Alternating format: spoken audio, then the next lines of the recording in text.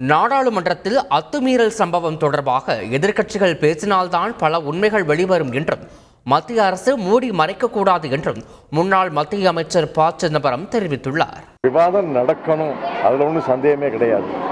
அரசே மூடி மறைக்கப்படாது. எதிர்க்கட்சிகள் பேசினாத்தான் அதில் பல உண்மைகள் வெளியில் வரும்.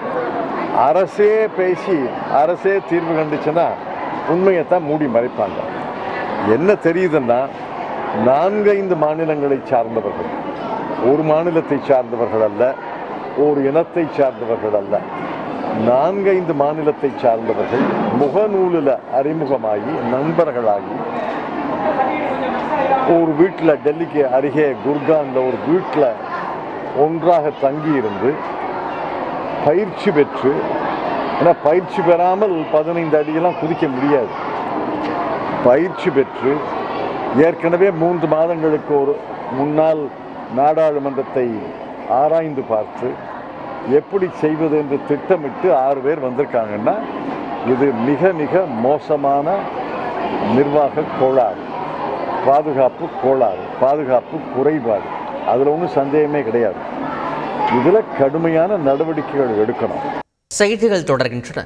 நாடாளுமன்றத்தில் போதிய பாதுகாப்பு இல்லாததை கண்டித்து திருப்பத்தூரில் சாலை மறியலில் ஈடுபட்ட காங்கிரஸ் கட்சியினரை போலீசார் கைது செய்தனர்.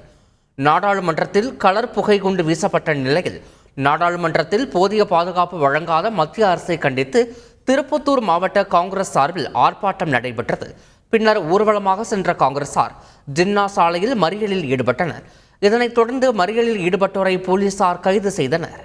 எந்த இடத்தில் பணி வழங்கப்பட்டாலும் அந்த இடத்தில் போக்குவரத்து பணியாளர்கள் பணியாற்ற வேண்டும் என கூறிய அமைச்சர் சிவசங்கர் பணியிட மாறுதல் கோரி தன்னிடம் சிபாரிசுக்கு வர வேண்டாம் என தெரிவித்துள்ளார். குறிப்பிட்ட மண்டலத்திலே வேலை கிடைக்காது, மாற்றி மாற்றி போடுற நிலைமை வரும். உடனே நான் சொந்த ஊர் பக்கத்தில் தான் பணியாற்றணும் எதிர்பார்க்காங்க. வேலையே கிடைக்கலங்கிற நிலைமை மாதிரி வேலை கிடைத்திருக்கிறது.